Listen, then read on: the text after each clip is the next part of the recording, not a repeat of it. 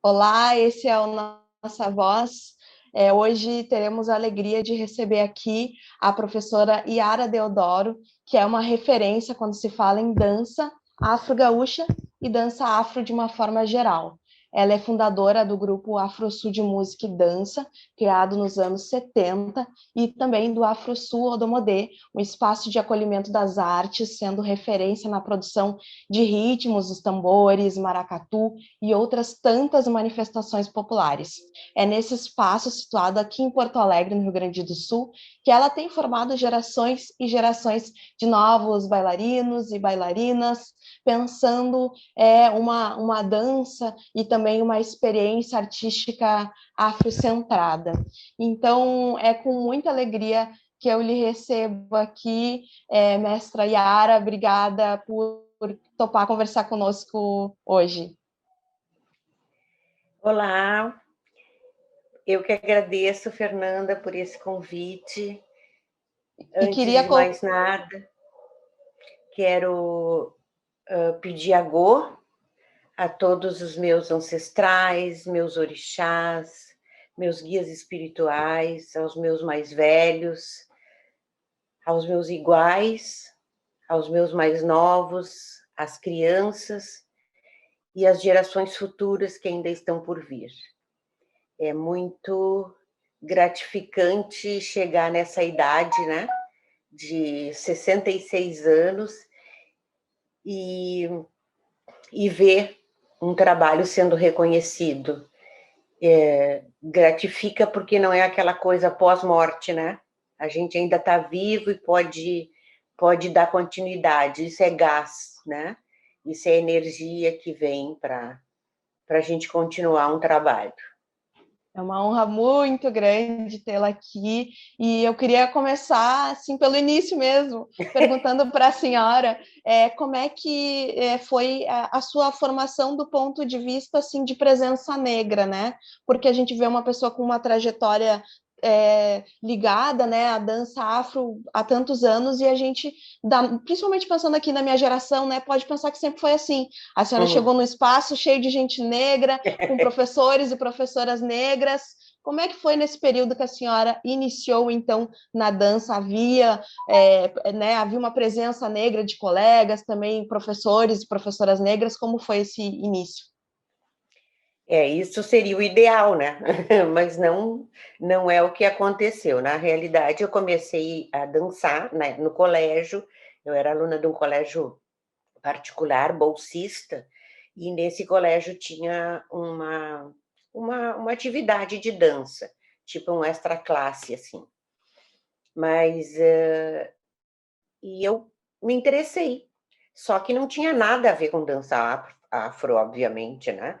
Eram danças folclóricas, dança moderna, né? Imagina isso em 74. A minha professora era uma mulher branca e eu era a única negra nesse projeto, né, da escola. E assim foi por muitos anos na minha vida, né? Só com ela eu fiquei 11 anos dançando. Mas foi ali que eu aprendi técnicas de dança, claro, eurocentradas, né? Mas também aprendi o amor pela dança. Foi ali que eu me apaixonei pela dança.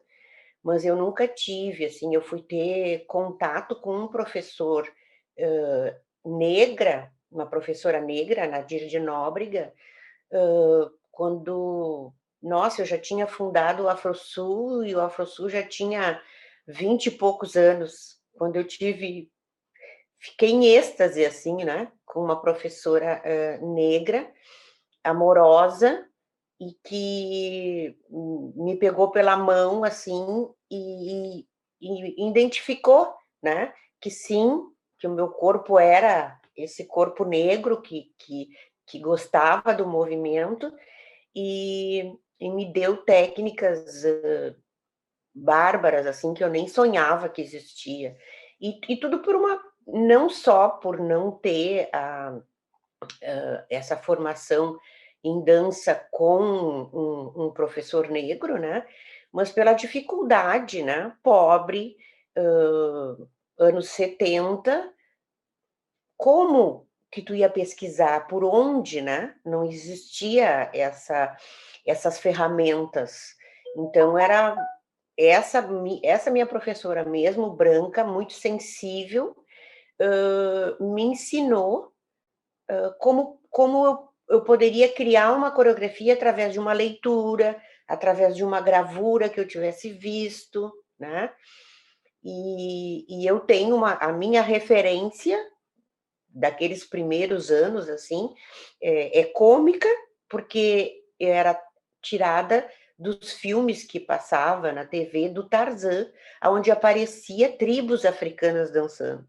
Então dali, eu comecei a me inspirar, né, com aqueles movimentos enfim, fui acrescentando, fui, modificando, fazendo do meu jeito, né, mas o meu o meu contato inicial foi ali, né.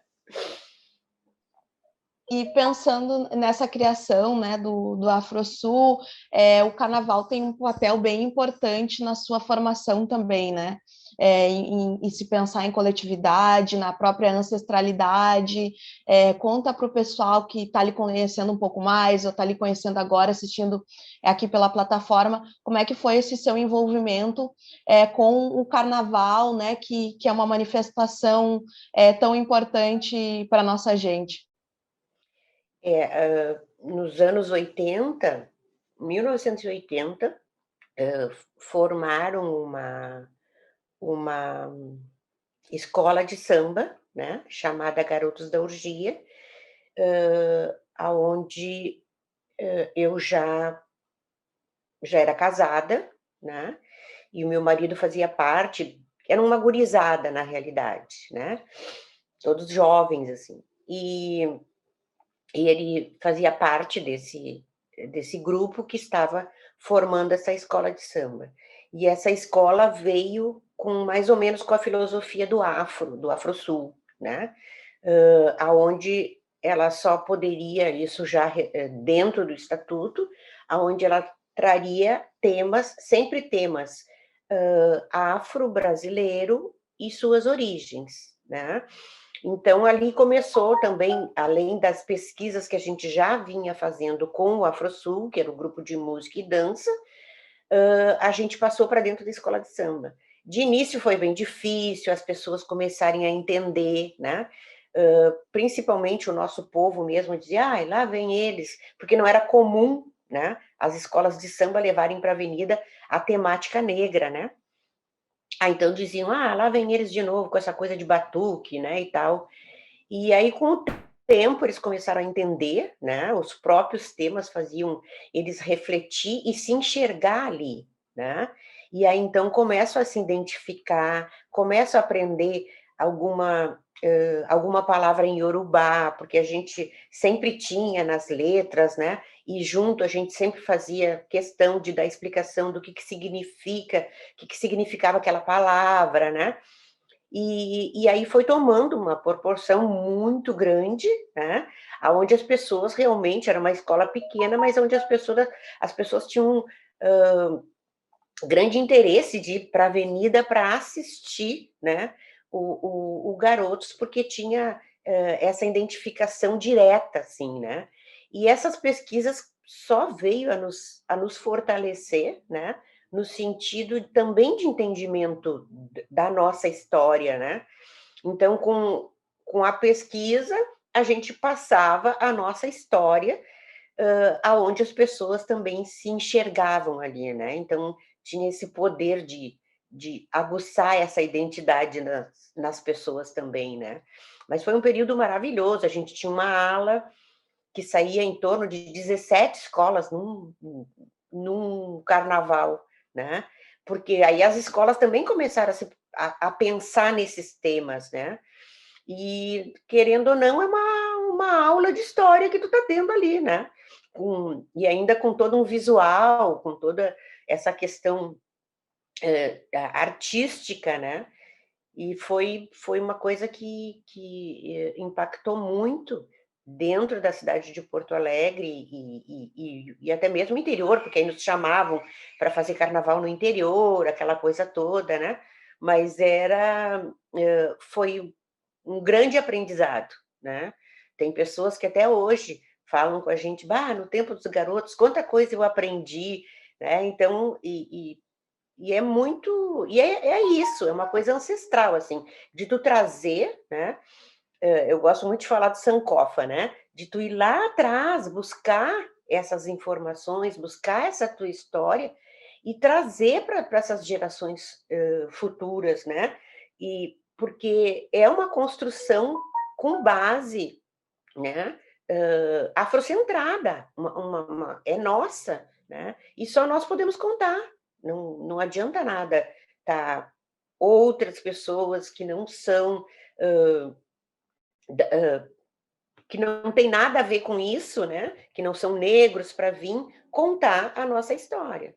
Então, é isso.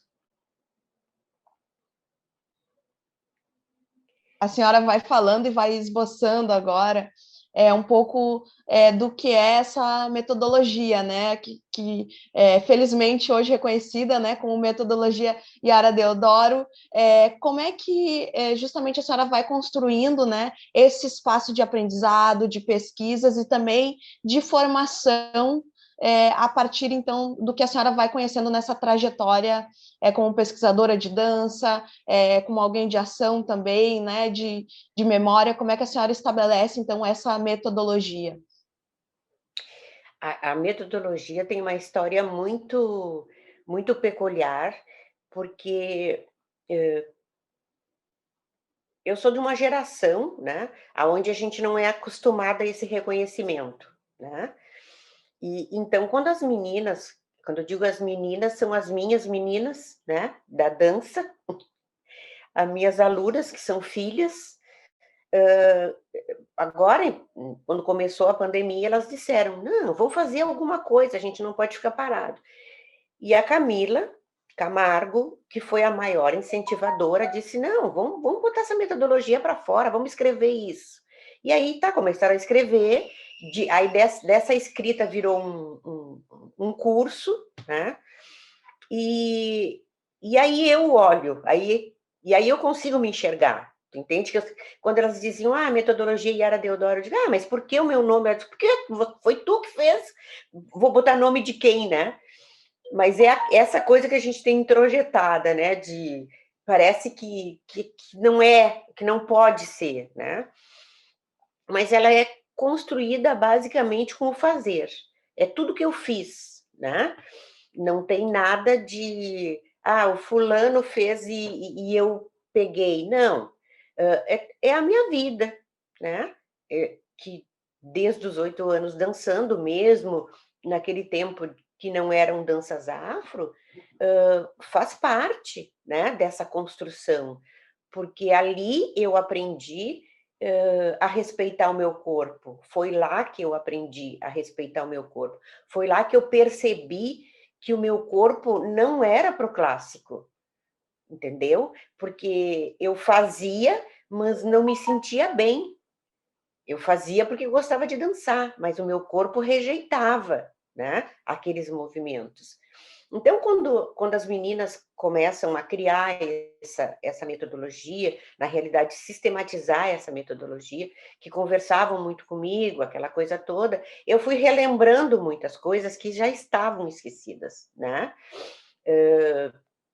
E aí a gente percebe que a gente tem um corpo, ele é diferenciado, o nosso movimento é diferenciado. E uma das coisas que eu sempre dizia era a questão nossa gaúcha, né? Por a gente estar nesse estado que é super, né? Racista, machista, né? Excludente, e a gente não tinha uma identidade na nossa dança, né? Bahia, começa a dançar, tu percebe que aquela dança é de lá. Rio de Janeiro, São Paulo, são os sotaques que eu digo, né? E o nosso sotaque a gente não tinha. E aí, com isso, a gente começou, eu, no caso, né, mais anteriormente, eu comecei a perceber as diferenças corporais e de movimentos. Então, e talvez, quando eu digo talvez, as gurias dizem, não, não é talvez, foi tu que traz, né, essa questão nossa muito forte, que é da contração, né? Tu traz muito forte a questão do forte suave, que isso ficou muito uma incógnita quando eu fui, tanto na URGS, no curso de dança, quanto também na UERGS, lá no curso de dança, quando eu dizia para o pessoal, dançando forte, suave, eles diziam, o que é isso? Né? E sim, aí o professor deu para eles a tarefa de estudarem o que era o forte e suave, porque para mim era tudo muito, não tinha teorias, né? Ele não tem fazer, é prática, né? É a nossa vida, como nós nos portamos, né? E aí o professor deu para eles a tarefa de entender o que é o forte e o suave, né? E aí eles foram pesquisar, aí vão lá pesquisar com dentro da dança eurocentrada, né? A Pina Bausch, enfim, vão pegar essas teorias e tentar desmiuçar. Agora, no curso, a gente consegue desmiuçar isso, né? De uma forma que não se tem, não se cita, né, autores ou teóricos que vão dizer o que é esse forte ou suave. É nós que estamos dizendo o que é forte ou suave, tu entende? Então, são coisas assim que foi um presente de pandemia, né? Muito, muito forte, porque a gente fez o curso, ele todo online, e foi maravilhoso de tu ver as pessoas sentirem, sabe, a energia rolando pela tela. Nossa, isso, o último dia foi uma choradeira muito grande, era o pessoal que estava fazendo o curso, a gente, técnica, todo mundo que estava trabalhando, acabou todo mundo em choro, porque realmente, assim, ó, era uma mexida na nossa ancestralidade, sabe? Porque a gente traz coisas de muito além. Eu sempre brinco quando eu vou criar alguma coisa, eu sempre digo que eu preciso do Chico, né? Porque eu preciso de um tempo para pensar, e às vezes as gurias, e aí a coreografia está atrasada, não sei o quê. Eu digo, o Chico não veio. E aí eu digo, e aí todo mundo pergunta quem é o Chico, quem é o Chico, né? Eu digo, são os nossos ancestrais, né? Que para mim, eu digo Chico porque é Chico Xavier, né? Que tem que psicografar a coisa. Mas é uma forma, assim, sabe, da gente estar em contato realmente, porque por não ter formação, né, essa formação mais acadêmica, né, eu acredito muito nessa ancestralidade que me acompanha, sabe, que me traz de presente essas, essas, essas coreografias, essas inspirações, né? A senhora, inclusive, tem um espetáculo, né, teve um espetáculo chamado Sagrado Feminino, né, que tinha esse encontro com os orixás, né, e tem esse trabalho que a senhora vem fazendo de ligação também com essa ancestralidade e com essas energias, esses orixás, esse axé que nos acompanha, né? Uhum. Isso é sempre. Esse espetáculo é das Iabás, ele é dedicado só a elas, né? Só aos orixás. Mas eu não tenho, acho que nenhum espetáculo que eu não tenha pelo menos um, entende? Porque é isso, sabe? É a nossa ancestralidade, o nosso axé, é a nossa fé, né? Que tá ali com a gente, né?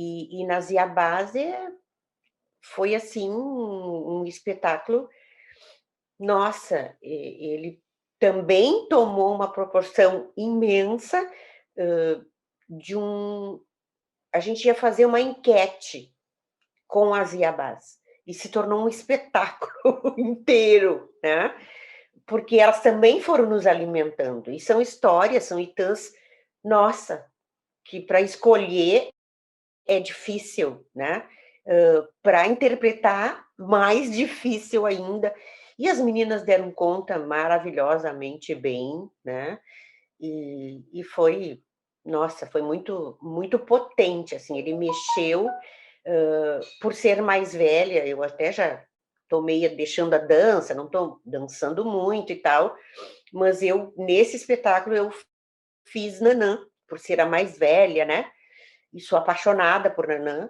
não sou filha de Nanã, mas sou apaixonada por Nanã, pela história da Nanã, a fortaleza que é essa mulher, né, e Nanã termina o espetáculo e as pessoas se acabam chorando, e eu junto, né, porque não tem como não, né. Porque é uma história forte, potente, mas que também a gente também traz esse lado nosso feminino, né, de desmistificar algumas coisas, não só para esse orixá, que todo mundo diz: "Ah, eu sou filha de Iansã, então eu sou porreta, eu faço isso, faço aquilo". Não, mas Iansã também tem seu lado frágil, né. Oxum, ai, doce, querida, mas ela também tem o ladinho azedo dela, né. Iemanjá, mãezona e tal, mas é aquela mãe que dá carinho, mas que também dá palmada, né. E a Nanã crucificada porque abandonou o filho, né. Mas que ato de coragem é esse, né, que tu abandonou? Entre aspas, porque ela sabia onde ela estava largando, ela sabia que Iemanjá estava por perto e Iemanjá ia pegar, ela acompanhou esse filho crescer de longe, ela não se achou capaz, e por que a gente pode não se achar capaz, né? A gente também tem as nossas fragilidades. Então, isso foi muito legal da gente poder refletir junto com elas, né? E fazer o público também refletir as suas fragilidades, que a mulher é forte, mulher é guerreira. Ok, somos fortes, somos guerreiras, mas tem uma hora que, né, a gente também desmorona, né? É preciso, não dá para ser essa fortaleza o tempo todo. A senhora estava falando sobre esse corpo, né? Perceber a sua memória do seu corpo, a sua ancestralidade, né? A linguagem do seu corpo. A gente sabe que muitas vezes ainda, quando se fala em dança, quando se fala em bailarina, a primeira imagem que vem na cabeça das pessoas é uma mulher branca, né, dançando, não necessariamente uma mulher negra, embora nós tenhamos essa participação tão forte, né, quando se pensa em dança no Brasil, o próprio carnaval que a senhora vinha falando, né, como é que foi para a senhora também pensar essa criação de imagens, né, a partir do corpo negro, da mulher negra, e também o cuidado que eu sei que a senhora tem com o olhar do estereótipo, né? A senhora sempre teve um cuidado muito grande nos seus figurinos, na própria concepção artística dos seus trabalhos, em evitar esse olhar que também pode ser sair desse lugar ou do silenciamento e ir direto para o lugar do estereótipo, né? Como é que foi, então, a senhora pensar esse corpo que não é, nesse caso da dança, tão reconhecido, né? Isso para mim é uma coisa natural. Eu vou te dizer assim, eu nunca pensei de início. Eu pensei quando eu enxerguei esses corpos na minha frente, né? Porque se tu vai olhar uma companhia de dança, seja clássico, seja contemporâneo, né? São corpos iguais, né? Todos altos, magros, enfim, brancos. E quando tem um negro, ele tem que estar dentro desse padrão também, né? Mas isso me chama atenção a partir do momento, porque quando a gente começa Assim, porque precisava começar a fazer uma apresentação, que os meninos da música tinham um festival para participar, juntei ali um povinho e vamos dançar. Bem assim, bem... Mas depois que o grupo toma corpo, realmente, que começa a entrar as crianças, principalmente, as mães vêm com essa preocupação. Ah, mas ela é gordinha, não sei se pode. Eu digo, aqui pode tudo. Gordinha, magrinha, baixinha, altinha. Eu sempre fui baixa e meia gordinha, sabe? Eu nunca tive esse padrão de corpo de bailarina. E isso, com o tempo, eu fui percebendo que isso dá uma beleza tão grande. Esses diversos corpos se movimentando dentro da mesma música, dentro do mesmo movimento, mas mantendo a sua característica.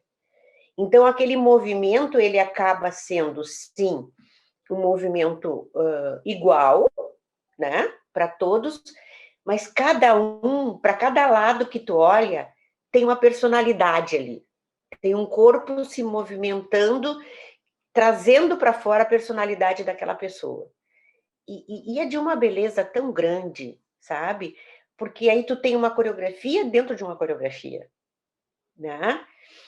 E realmente, o nosso corpo é um corpo elástico. Isso causa inveja, inclusive, né? Porque a gente se mexe diferente. A gente tem outra pegada de movimento, né? A nossa contração, o que o nosso corpo consegue fazer, quando as pessoas, tu falasse em carnaval, quando as pessoas veem alguém sambando, né? Principalmente as pessoas brancas, ai, me ensina, me ensina, me ensina. Filha, não é de ensinar, é de fazer, sabe? Claro que tu ensina, mas é que existe eu sempre digo assim, ó, a dança, ela, vamos dizer, são 2 movimentos que a gente possa ter, tá? Para ter como exemplo. São 2 movimentos que esses 2 movimentos podem ser eles podem ser iguais, ou eles podem ser diferentes. Só que na transferência de um movimento para o outro, mesmo sendo igual, existe um vazio imperceptível. Ali está a dança. Para mim, é nesse vazio ali, que é assim, frações de segundo, ali está a dança. A dança é o que a gente tem dentro da gente. É o nosso subjetivo. É tu trazer para fora a tua alegria, a tua tristeza, o teu conhecimento da tua história, é conhecer o que tu está fazendo, né? E tudo isso cabe nessas frações de segundo que liga um movimento no outro. Porque isso é o nosso corpo falando. Não precisa usar palavras, a gente usa exatamente nessa fraçãozinha de segundo ali, porque aí não fica estático, sabe? Não é aquele movimento não, é para passar para o outro, né? É contínuo, é ondulado, e é muito nosso isso, né? Só que isso, para mim, eu vejo em qualquer dança que deveria existir, né? E talvez na dança afro seja muito forte, e aí que as pessoas realmente enxerguem isso de uma outra forma, de uma forma mais difícil, né? E é instinto, porque é uma coisa nossa, é passada ancestralmente para a gente. Ele vem, ele não... ninguém ensina, ele vem, né? Quando tu fala dos figurinos, eu sempre tive essa preocupação. Isso assim, ó, lá no início. Sempre tive essa preocupação. Essa coisa de calcinha branca dobrada para descalço, comigo não cola. Nunca colou, sabe? Ah, bota no tronco, vai apanhar. Nunca colou. Eu disse, gente, isso é história, sim. Aconteceu? Uhum, aconteceu. Passou? Uhum, passou. Passou por quê? Porque não é isso que a gente tem que mostrar para as nossas crianças. Isso já foi dito, já foi redito, já fizeram filme, já fizeram novela, já fizeram de tudo. Já foi posto. Ok, é história, não tem borracha que apague. Mas a gente tem uma história muito mais rica, muito mais significativa e muito mais importante para nós, para nossa autoestima, para mostrar, do que isso. Então, não me peçam para fazer esse tipo de trabalho que eu não faço. Aí, se for alguma coisa, é uma coisa histórica, toda a contextualização da história, coisa e tal, pode ter certeza que a roupinha não vai ser essa roupa. Não, de alguma forma, eu vou tentar tirar, sabe? Eu vou tentar mostrar uma beleza no que estão vendo. Porque é muito horrível, é horrível tu te sentar num teatro ou num cinema para ver o teu povo passar por tudo que já passou, sabe? Retratando de novo. Não, vamos contar outras coisas, nós temos uma história muito rica. Então vamos contar outras coisas, tem muita beleza para ser contada. Eu tenho um menino, Gugu, que ele é o meu... É figurinista, aderecista, só que ele é exagerado, assim, sabe? Ele trabalha muito com carnaval. E eu digo para ele, menos, Gugu, menos, porque ele põe, assim, é riquíssimo, sabe? As coisas. E tudo assim, não é dinheiro, é material, saber usar material, sabe? E eu digo, meu Deus do céu, Gugu, isso parece um carro alegórico. Ele disse, é assim que a gente é, sabe? Porque isso, a gente tem que mostrar o belo. As nossas crianças, hoje em dia, começam a ter representatividade. Eu não tive. Tu, claro, bem mais moça do que eu, também já foi difícil. E a gente vai continuar dificultando para as nossas crianças? Não. Vamos livrar eles desse sacrifício, né? Daniela, falando desse olhar também, e um pouco desses embates, né, que acontecem no seu dia a dia, como é que a senhora analisa a questão da apropriação cultural, né? A gente sabe que vem num momento de valorização, a senhora mesmo mencionou, né, que é de uma geração que ainda bem está tendo reconhecimento, ao mesmo tempo a gente sabe que quando esse trabalho começa a ser valorizado, há também esses embates sobre a apropriação desse trabalho, a apropriação das nossas linguagens, também, ao mesmo tempo, pessoas brancas interessadas, né, e de uma forma positiva, isso aparece com muitas nuances, né? Como é que a senhora vê, então, esse tema da apropriação cultural, que a nossa fundadora aqui, a Djamila Ribeiro, uma filósofa que falou tanto sobre esse tema, né, expondo também a necessidade de a gente ter o reconhecimento para pessoas como a senhora, né, que andaram sobre esses caminhos e fizeram os caminhos para nós andarmos, né? É um assunto bem complicado, né? Ele ainda a gente tem estrada mesmo para caminhar sobre esse assunto, porque ele nos confunde um pouco. Eu sempre digo assim, ó, eu aplaudo vocês, essa geração de vocês, aplaudo de pé, porque eu tive uma luta muito solitária, né? Na dança, no sul do país, negra, muito, muito, muito solitária. Mas solitária nesse sentido, porque sozinho eu nunca tive, né? Solitária que eu digo no sentido de criação, de ter outros coreógrafos e bailarinos negros e tal. Então, assim, a gente sempre foi aquela coisa do exótico, né? No circuito da dança, a gente era sempre o exótico. Então, quando precisavam, que tinha que ter, era onde a gente era chamado. Mas ok, o tempo passou, a gente provou que a mais B mais B mais A da Bá, né? E assim por diante. Mas aí a gente começa assim a ver que agora tem esse nome, né? Apropriação, que antes a gente dizia, é plágio, né? E todas essas transformações que vêm acontecendo, que é graças a vocês, essa geração que se debruça nessas questões, estudam e trazem isso, né, para a gente, eu ainda, vou te ser bem sincero, eu ainda sou confusa com isso.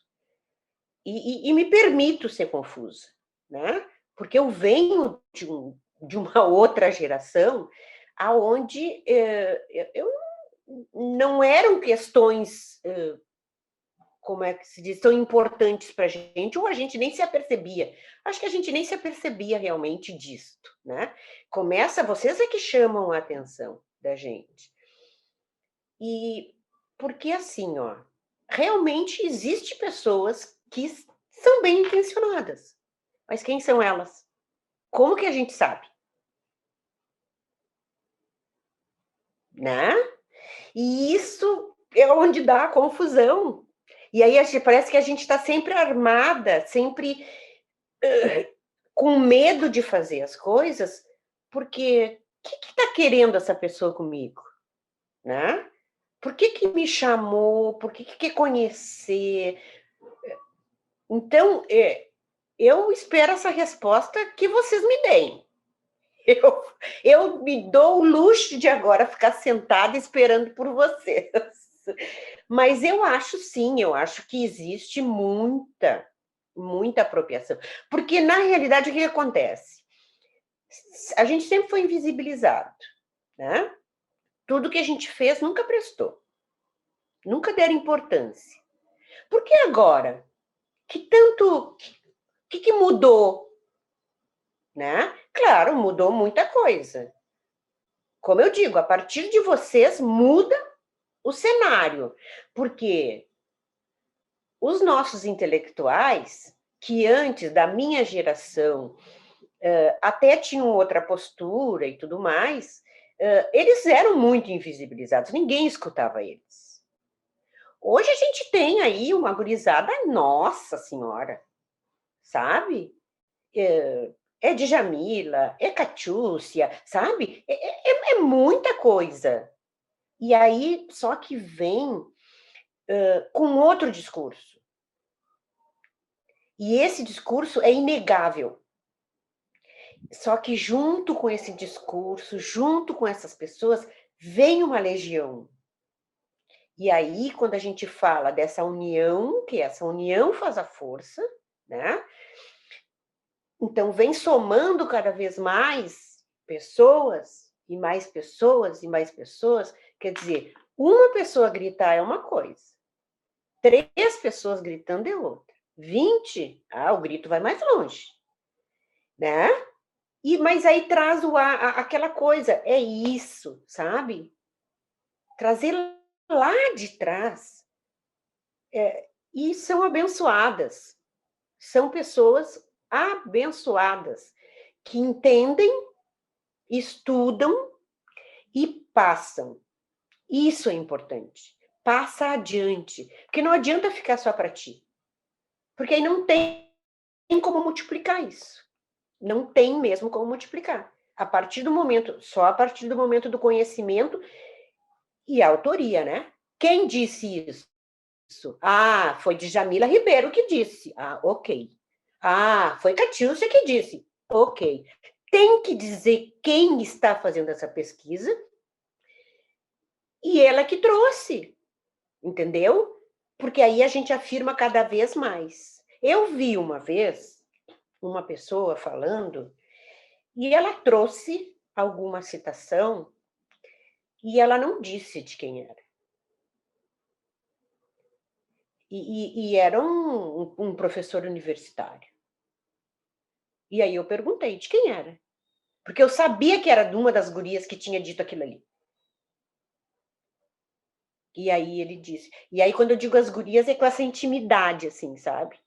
Porque eu me sinto honrada de estar nesse mesmo tempo que essas gurias, A Catiúcia eu vi pequena, né? Djamila não tenho o prazer de conhecer, mas é muita potência, sabe? E aí a gente tem que reafirmar cada vez mais, sim, nós temos pensadores, nós temos teóricos, nós temos, sei lá, a gente tem tudo, né? A gente tem tudo o que quiser. Dentro do meu grupo, dentro do AfroSul, eu tenho um orgulho disso, tão grande. Elas são 22, mais os 2 guris. São 24. Todos formados. Se criaram ali dançando, sabe? Todo mundo se formou. Todo mundo tem a sua profissão de escolha, de amor, sabe? A dança é o hobby, é o gostar de dançar. Tem muitas ali que estão comigo desde pequenininha, desde os seus 4 anos, né? Mas essa formação acadêmica que, enfim, ela é necessária, principalmente para nós, ela é necessária para a gente legitimar o que a gente fala A e gente faz, diz. né? Porque, na realidade, a gente não teria essa necessidade, como outros não têm, né? Mas a gente precisa para a gente legitimar e abrir, continuar fazendo essa estrada de que outros que vieram antes da gente começaram a construir, só que ela é constante, né?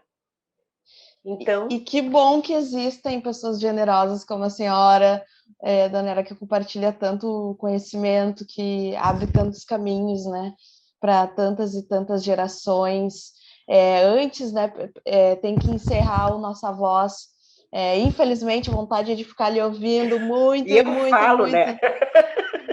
Que bom que a senhora fala, que a senhora é tão comunicativa e é tão disposta a compartilhar o tanto que a senhora sabe com a gente. Antes da gente encerrar, então, queria aproveitar para divulgar, né?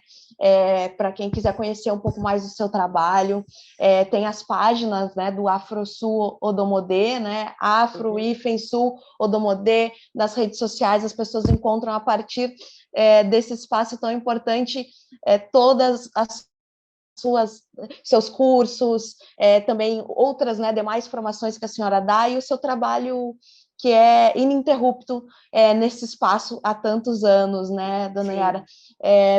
Vou encerrando, deixando que a senhora faça uma saudação final aí para todo esse nosso público da plataforma que deve estar encantado como eu.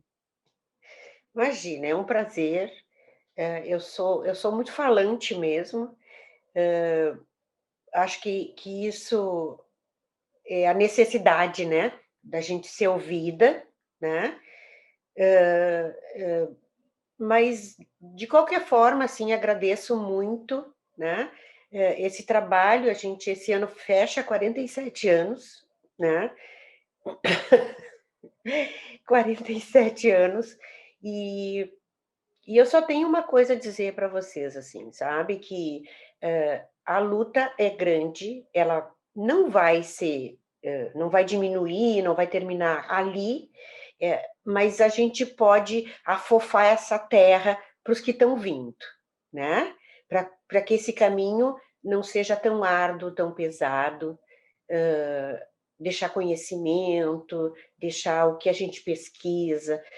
Sempre que a gente pesquisar alguma coisa, compartilhar, não fique para si, não, não fique com medo, né, de botar isso para a rua, e, e que, nossa, que todos vocês sejam realmente abençoados, protegidos, porque a gente precisa, né, dessa proteção, a gente precisa que,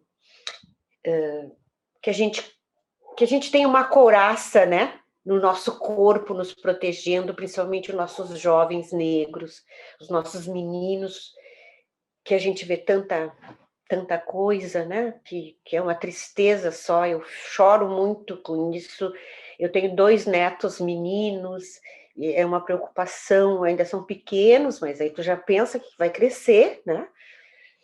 Mas enfim, eu quero só deixar aqui um grande axé, uma grande, vida longa, deixar para Djamila, né, a minha bênção de mais velha, e não só para ela, como para vocês todos, e dizer que eu torço muito para que cada um de vocês atinjam os seus objetivos, trazendo conhecimento para o nosso povo. Nós precisamos entender que a nossa história é bem maior do que falam, muito maior do que falam. E que as nossas tradições, sim, elas têm que ser seguidas e passadas para as nossas crianças, para que eles continuem, deem continuidade. A nossa história e as nossas tradições não pode parar. É encantadora a tradição do outro, mas ela é puramente comercial. Ela tem um propósito comercial. A nossa é um propósito de vida.